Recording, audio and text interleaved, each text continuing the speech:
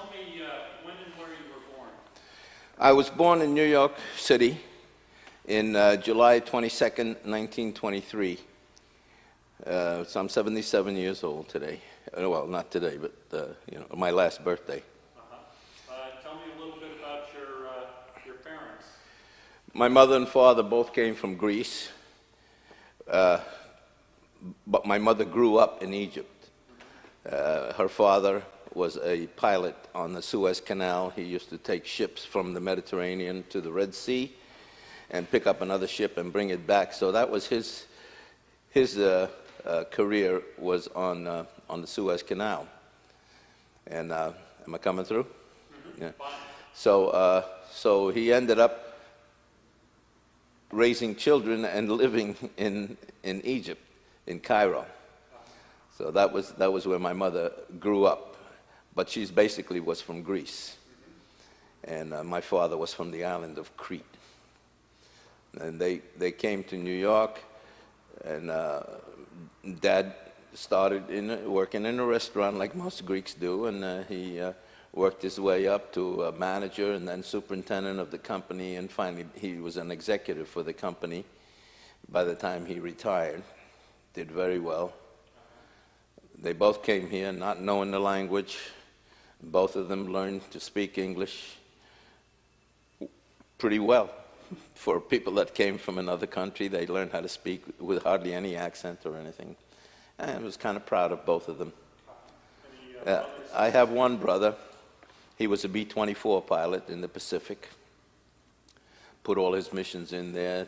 During the same time that I went over to the 8th Air Force, over to England, he went over to the Pacific, and he was stationed on the island of Oahu, flying B-24 bomber missions.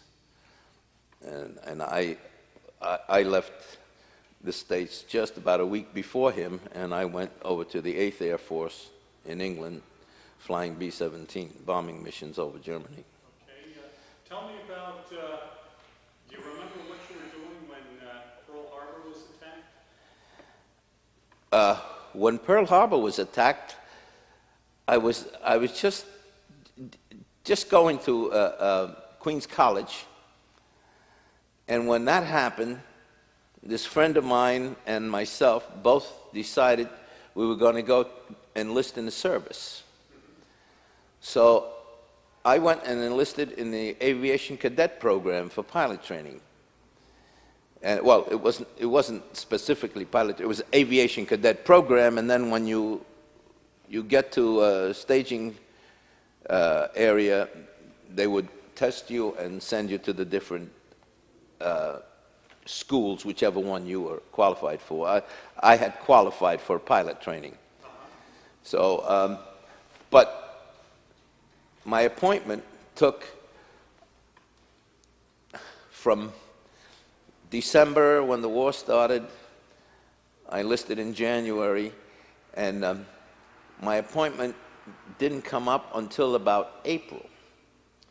And they told me that I wouldn't be called until at least April, March, April, or May. Did you have to go through like a basic training? No, I was home, waiting for the contact to let me know that my appointment had come up. So instead of staying in college, I thought to myself, if I'm enlisting into the Air Corps, that's what it was called then, if I was going to enlist in the Air Corps and do flying, I might as well go to a school. It was a government school up in Quaddy, Maine, that was training on airplane engines. So I said, let me go up there. 2 or 3 friends of mine that were in high school with me, and we went to college together, they also went up with me. They were going to the service also, and they figured, let's learn about engines. It wasn't specifically airplane engines, it was automobile engines, airplane engines, all different kind of engines that the government was using. And it was a nice program. We were almost finished. And as I say, I was there January, February, March, and April, I think it was. And I'm just almost finished to finish and graduate. And my appointment came through. I got a call from my mother and father that I got a letter stating that I have to report for, I guess it was for, not qualification tests. I had already taken those. For shipment, I guess it was to be shipped out to Tennessee, where we had taken our tests. Where we went to Tennessee, we took all our tests there, and that's when we qualified for a navigator, bombardier, or pilot. So I qualified for pilot, and I was sent out to the West Coast, to Ryan Air Force Base. Or Santa Ana was the staging area, and then from Santa Ana we went to Ryan Air Force Base for primary training. This was in California? This was in California, Hemet, California. And some of the things I'm rusty on because that was like 60 years ago, but I'm pretty close up on most of the stuff. But anyhow, so I finished primary flight training, and then we moved to basic flight training. Now, when you went to flight training, what kind of airplane did you fly? I flew a Ryan PT-22, beautiful little single-engine airplane, trainer. It's a trainer, but single low-wing airplane. Yeah, beautiful airplane. Then we went to basic flight training, which used the BT-13. And we were almost finished with basic training, ready to go to advanced, what it called advanced training. I was in class 43J. And I was leading a formation of, here we were, now we're hot pilots. We're learning how to fly because we're getting qualified for P-51 training. That was the stage that we had reached by then, that we knew we were going for fighter pilots.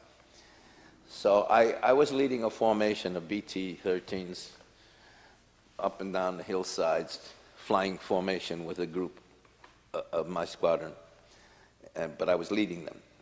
And here we come up over this hill, and there's these farmers, and they're cutting the hay, and they're throwing it on the hay wagon. So here I bore down almost on the deck with the whole formation, and as we got there, we just pulled away. Well, the farmer got my number because I was the lead airplane. He got my number, and when I got back, they washed me out. So that was the end of my pilot career for the time being. But I went to armor gunner training, and I became an armorer for, I think it's a 612 specification was the armor gunner specification.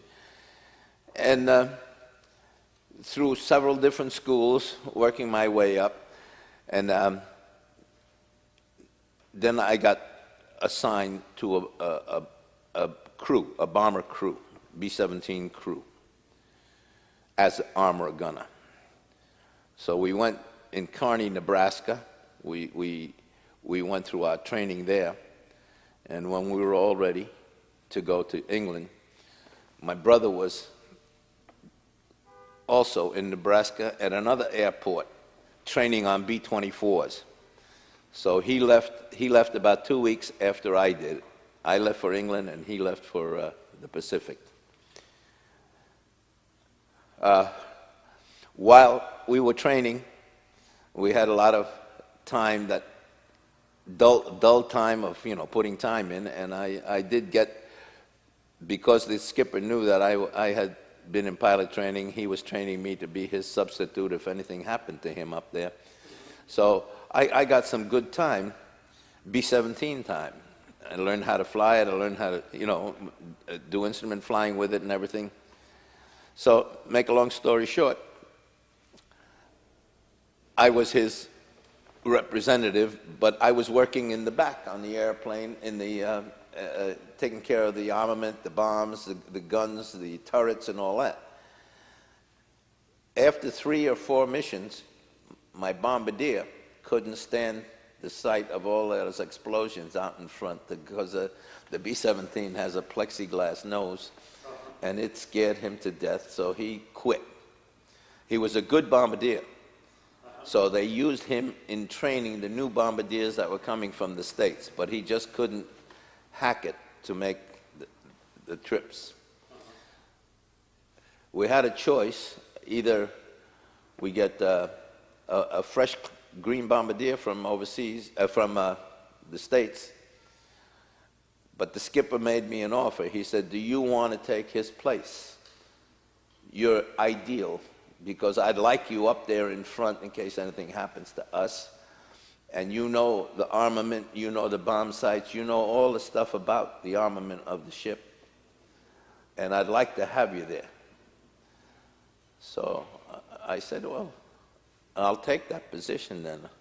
He offered me to put me through for a field commission, but I was young and stupid, and I passed it up. I said, no, I'm fine just the way I am. I'll stay as a staff sergeant.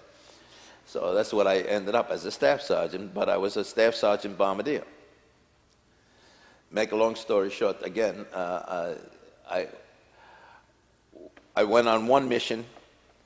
I think it was about my 17th mission, when we were over Poland, Warsaw, Poland, dropping supplies to the underground in the ghetto, and they had backed themselves and trying to defend themselves from the Germans on one side and from the Russians on the other, because the Russians were not freedom fighters like the Poles were, so they didn't want to do anything to help them at all. So we flew a mission from England with supplies, and it was not like our bombing missions at 25, 30,000 feet. This mission was down at 14,000, because we had to drop these big containers that had parachutes that opened. When it got close to ground, the parachutes would open, and the supplies would go to the people down below that were waiting in the underground revetment. So, according to General Bowles, I think his name was B-O-L-S, he was a Polish general, he said 95% of our load hit inside the compound. And I found this out when we had a reunion in Dayton, Ohio. The Poles gave us a Polish Cross of Honor, and the Home Army gave us a cross for this particular mission. And I met all those people that were down there in the compound. They were all teenagers like us, and they said it was the happiest day they had ever seen. They had never seen an American 45, and we had dropped ammunition, we had dropped guns, we had medical supplies, food to keep them going. It kept them going for a little while longer, but they still were captured. But according to the group that came from Poland and that was in Dayton, Ohio at this award ceremony, they awarded us the crosses, all the crew members that were on that mission. But besides that, they said that they were accepted as, because of the Geneva Convention, they were accepted as allies, not rebels, and shot as soon as they were captured. The Germans had to respect the Geneva Convention, and so they said that we saved their lives by making them part of the Allied revolt against Germany.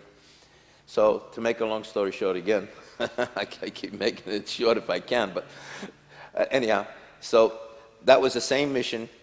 We were down so low that as soon as we dropped the bombs, the supplies, we veered sharply to the right and descended down to ground, almost on the ground level, to go and land in Poltava, where the supply station was to re-outfit us with bombs and fuel, and for us to stay for the night, because the mission was too long from England to go to Warsaw and fly all the way back again. We didn't have enough fuel.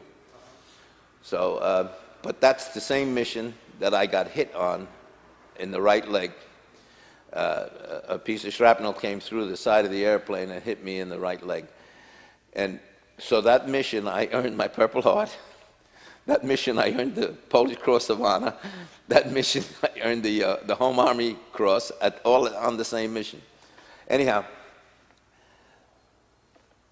when we got on the ground in Poltava, the nurses and the doctors took care of my leg. It wasn't that badly injured, so they bandaged me up and all, and I went back to where the rest of the crew was. They were eating and enjoying the day, trying to forget what happened from the target to the landing point.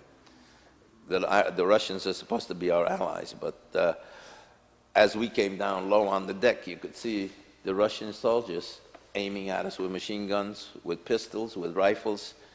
You could see their eyeballs. This is one of the things I made a speech for the Long Island Officers Club, and that's one of the things I mentioned. You could see the color of their eyes. That's how close we were. We were flying right on the deck, and they were shooting at us, and they're supposed to be our allies. Our colonel made a big stink about it, but it was covered over. You never read this in the paper or anything like that, you know. So. I just want to interrupt you for a second. I know you've got to be out of here by 3:30. Yeah. And I want to get you back again, but right now I'd like to get some pictures. Okay. Of, some of the memorabilia. Yeah. Here's the. Can you see this? All right. Yeah. This is the airplane that I flew my missions in. Okay. We flew. What was the name of your airplane? Did it have a name? Yeah, it had a name. Quit your bitching. The name stuck. The skipper, we had a couple of gripers on the crew that always were complaining, and so he said, quit your bitching, quit your bitching. And finally, the name stuck, and that's what we named the airplane. So we went through the whole war with it. But I flew every mission with them except one. When I got hit over Poland, we continued from Poland. They restocked us with bombs, and we flew a mission to Yugoslavia and landed in Italy. And I was capable to fly that mission, you know, because sitting in the Bombadier's position, I didn't have to use my legs or anything, so I was fine. And then from Italy, we ferried back to England with no bombs. It was just a ferry flight. And when we got back there, the flight surgeon wanted to ground me. So I told him, I says, I don't want to get grounded because I want to finish my missions with my crew. But he grounded me, and I missed one mission. So after that mission that I missed, I went on all the other missions with them. But they were done. They had finished their 30 missions, and I had only 29. So about a week later, I have my logbook in that folder. About a week later, I finished my mission. Here's my. You want to see the jacket? Yeah.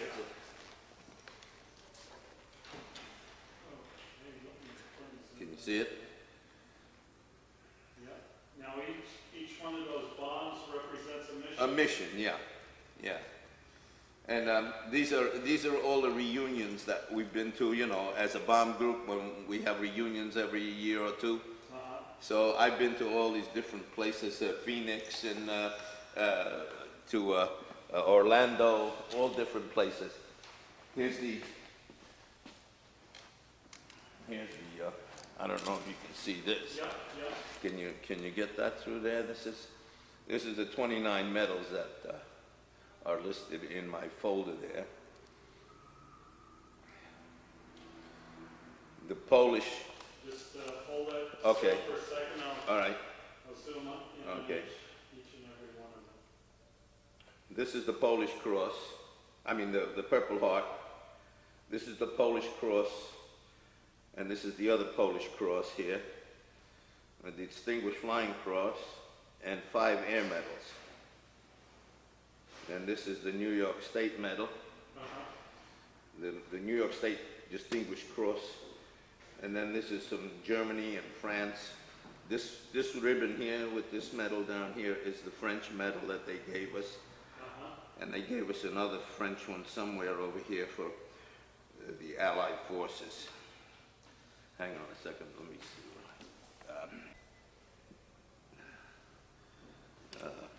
The Normandy invasion medal. Okay. And this is the 50th anniversary of World War II. That World War II was finished. The others are all, the usual, theater of war and good conduct and all that stuff. But this is my ID from when I was a cadet in pilot training. Down here on the lower right. On the lower left is the squadron patch from the bomb group, the 390th bomb group that I belong to. Okay, got it. All right. I missed that one trip, and the crew finished before me, and when you finished, they didn't leave you laying around the base too long. They were gone. Within a week, they were put on a boat and shipped back to Atlantic City, and I put in a trip, one more trip, and I finished my missions too. When we got back to Atlantic City, the skipper said something about, I put you in for the Purple Heart and I put you in for the Distinguished Flying Cross, because all of us got the Distinguished Flying Cross already, and you're in for it too. So the next reunion was about 6 years later in Orlando, and he said to me, "Did you get all your stuff that I put you in for?" And I said, "No, I didn't get anything. I didn't get a Purple Heart, I didn't get anyhow, it took me 54 years to get the Purple Heart and the Distinguished Flying Cross. All the other medals, the air medals and all that stuff, I had gotten before getting discharged. But the Distinguished Flying Cross and the Purple Heart I didn't receive until last year. Senator D'Amato went down to Washington, and he had a request from my skipper to research and find out why I didn't get it. So whatever he did down there, he checked the right places, and he found that I was eligible for it and that I was recommended for it.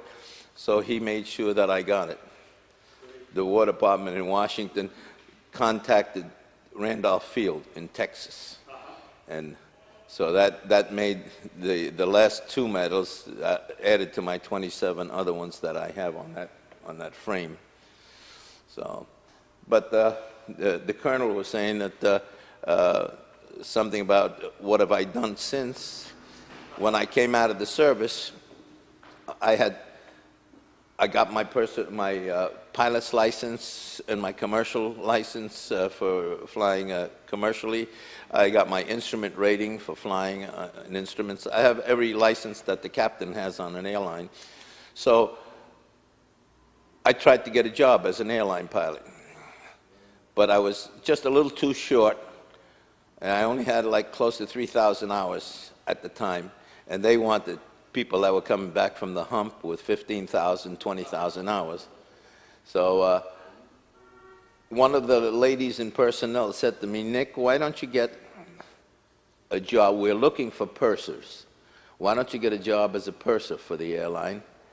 And this way you can keep your hand on the pulse of the airline. When they need pilots, you'll know when they're running out of the high time flying."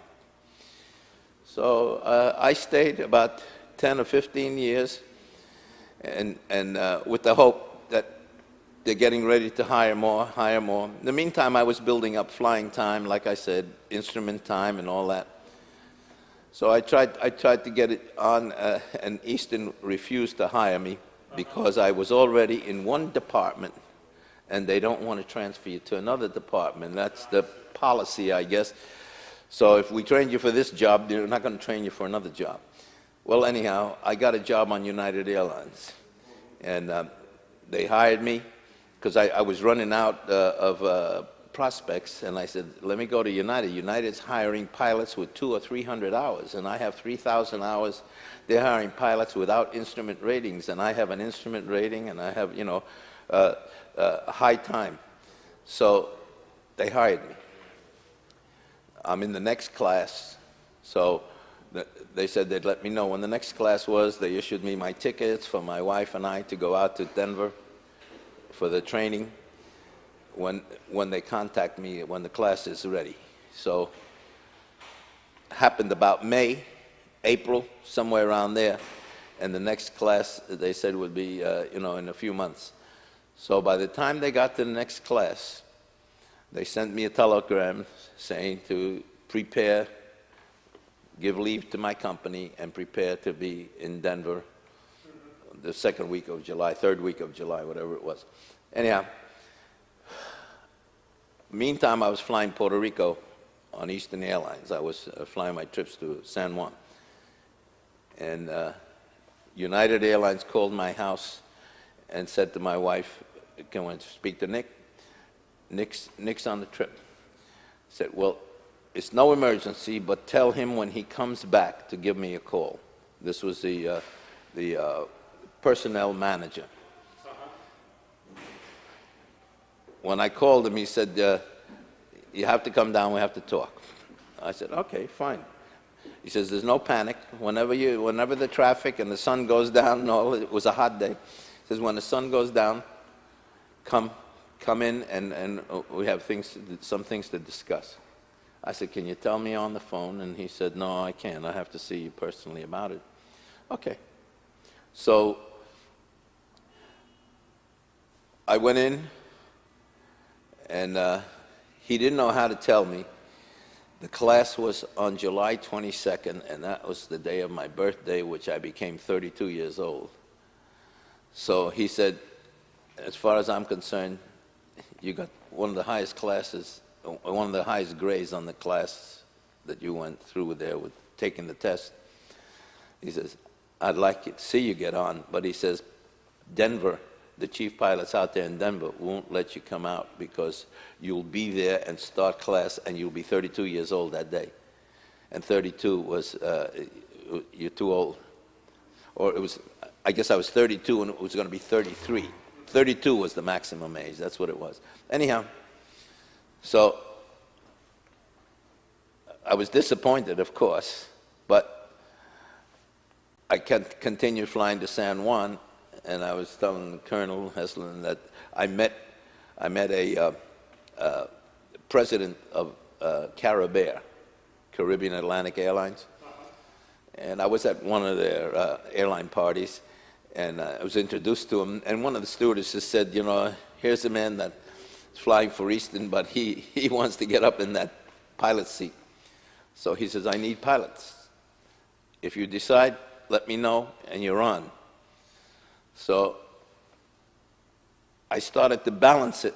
A pilot on Caribbean would start for $250, $275 a month. I was already making like $700. I couldn't. It was a financial thing. So that's what I was saying to myself. Maybe the good Lord is telling me, stay where you are. But I finished my airline career as a purser. I stayed on as a chief purser. And eventually, as I got later and later, I got more seniority and more seniority. I became #1 on the airline, the most senior of all personnel in my department. And I was flying the top trips, flying the military operations, troops to the Pacific, troops to Germany and to Europe, and the cream of the crop for quadruple the pay. Whatever I was making if I was making $700 to San Juan, I would make like $3,000 flying to Europe, and it would be only like one trip a month or something. It was ridiculous, the amount of time we had to put in, very little. So I enjoyed that kind of flying. So this is the way my career ended at Eastern Airlines. The last few years I was flying the top trips as the chief purser on a military operation. And then when I came out, as I started to say, I retired on a pension, but it wasn't long before Eastern Airlines supposedly was in trouble financially. And Eastern Airlines went bankrupt, and my wife and I both worked for the airline, so we both lost our pensions. we lost our hospitalization, we lost our medical benefits, we lost our travel benefits. No airline is going to let you fly on their airline if you can't reciprocate if you don't have an airline. So we lost a hell of a lot because Borman wanted to play footsies with, Colonel Borman, that was the president of Eastern. He wanted to play with Lorenzo, who was Continental president, who bought Eastern Airlines and wanted to put it into the tubes down the sewer. And then this is what he did eventually. The mechanics refused to settle for the kind of draconic conditions that he wanted them to come back. You know, you come back and you work for me, you got to sign a statement that you're not going to join a union. You come back and if you're making $400 a month, you're going to start at $100 a month. Ridiculous stuff that was unheard of. So they refused to come back, and he refused to give in. So Bush was the president then, Dad Bush, and he ended up not pushing the airlines to do a settlement. He said, we'll let them settle their own differences. So the airline went bankrupt, and this is where we ended up on the government payroll. What time? Yeah, 10 to 4. Yeah. All right. So, but basically that brings you more or less up to date. Like I say, if you have another session, we'll go through that folder. There's a lot of questions you have in there. There's all the certification for all those 29 medals is in there. Pictures with D'Amato. D'Amato's the one that pushed for my Purple Heart and my Distinguished Flying Cross. When I couldn't get it, he was the one that pushed in Washington to see that I got it. So I have some video of him. I have a video of the Long Island Officers Club. We can see that some other time when we have another session. Okay, we'll have to get together again. Okay. All right, well, thank you very much. You're quite welcome.